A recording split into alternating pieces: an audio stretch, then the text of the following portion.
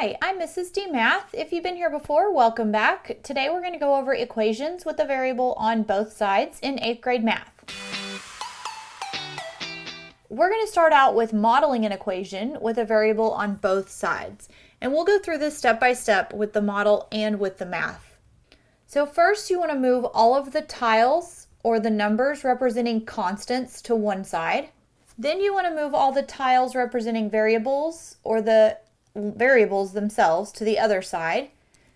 And third, you want to combine like terms and then solve what we have left, which is a one-step equation. So here's my equation with the model. So these are all tiles, algebra tiles, and we have a key here that shows us what these represent. So let's turn this key into an actual math problem. So to start, you can see in the key that the yellow is positive. The small squares are a positive 1, and the larger rectangles are an X.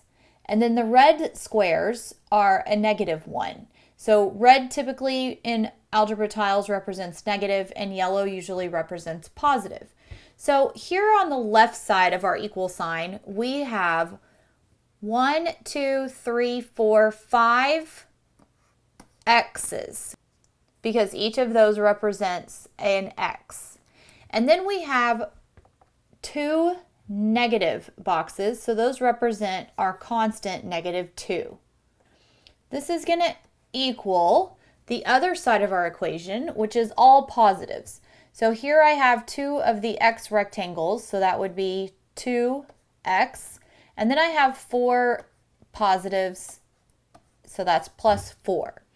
So the -2 and the +2 are my constants. And the very first step says to move all the tiles representing constants to one side. Well, there's a couple of ways I'm going to do this, but just to make this simple, I like to always have my variables on the left side and my constants on the right side. So that means I'm going to be moving the -2 to the other side. And in order to move that -2 to the other side, I want to create this to make 0. And the opposite of -2 is +2. So I'm going to add a 2 to this -2. But if you remember from when we first started learning how to solve an algebra problem, we have to do the same thing to both sides. This equal sign tells me that this is a balanced equation. So if I add 2 to one side of the equal sign, I have to add 2 to the other side. So here I've done it with the tiles and with the numbers. Well, that just means on this left side, my -2 and my +2 are going to cancel out and make a 0 pair. Same thing with my tiles. 2 positive tiles and 2 negative tiles make 0. And then on the right side now, I'm going to go ahead and add up my numbers. So 4 plus 2 is 6. And if you notice in the picture, I have 6 +1 squares now. Then I need to still write down the rest of my equation. So I have 5x equals 2x plus 6, because this is all positive on the right side.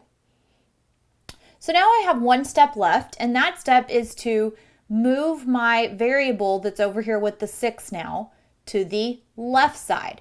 So in order to move 2 positive x's to the other side, I'm going to want to subtract those 2 x's, which means I'm going to need 2 red x's. And I do know that, like I said earlier, even though the red is not in the key, I know the opposite of these positive tiles is going to be 2 negative tiles.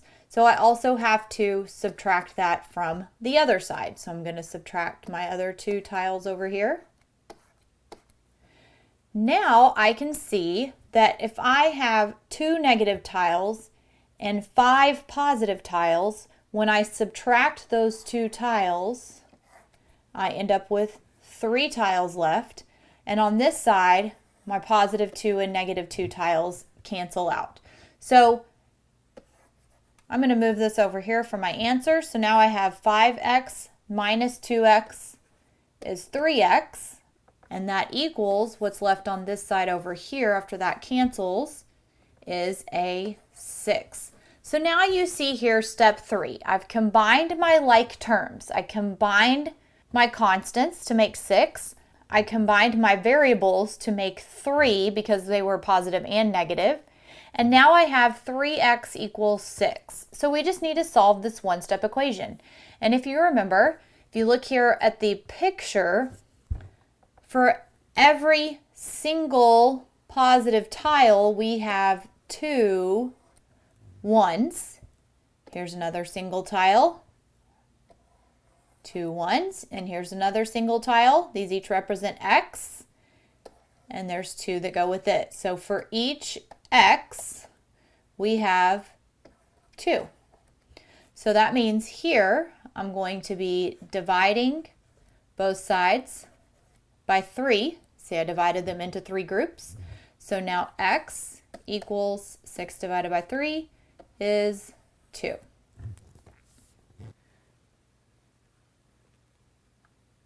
Okay, now that we've learned how to write the equation and solve with the model, we're going to go through a problem with an actual word problem in order to write our equation and then solve it with the same steps. Carl's rental car charges a flat rate of $20 plus $50 per day to rent a car. So we're going to break this down a little bit. Carl's rental car charges $20 plus $50 per day. So that's going to be $50 per means I'm going to multiply, and days means I don't know how many there are. So I'm going to put D because it just depends on how many days we rent a car. Then we have Sam's rental car, and they charge a flat rate of $28 plus, again we have an addition, $48 per day. So that's times D to rent a car. After how many days is the total rental cost the same for the 2 companies? So knowing that I want to find when it's the same for the 2 companies, that means that I'm going to be making these equal. So we want to find when it costs the same to rent a car at Carl's rental car as Sam's rental car. So let's go ahead and write our equation. So first we have Carl's rental car, and they charge $20 plus $50 per day. And I'm going to use a D for days. This is Carl. On Sam's side, we're going to have a flat rate of $28 plus $48 per day. So let's start with our first step. And our first step was to move all of our constants to one side. Our constants are going to be just our numbers by themselves. And I like to move my constants to the right side. So that means I'm going to move this 20 to the right side. So I'm going to be doing the inverse operation, which is subtracting 20 on both sides. So this is going to cancel. 20 minus 20 is 0. 28 minus 20 is 8. So now I'm left with 50D equals 8 plus 48D. So my second step is to move all of my variables to the same side. And here I have 50 times D. D is my variable. 50 is my coefficient. And I have 48D. Again, D is my variable. 48 is my coefficient. So I'm going to move my 48D to the left side by subtracting 48D from both sides. So this side cancels. The other side, I'm going to go ahead and subtract. So 50Ds minus 48Ds leaves me with 2D, and that equals 8. So all I'm left with now is a one-step equation.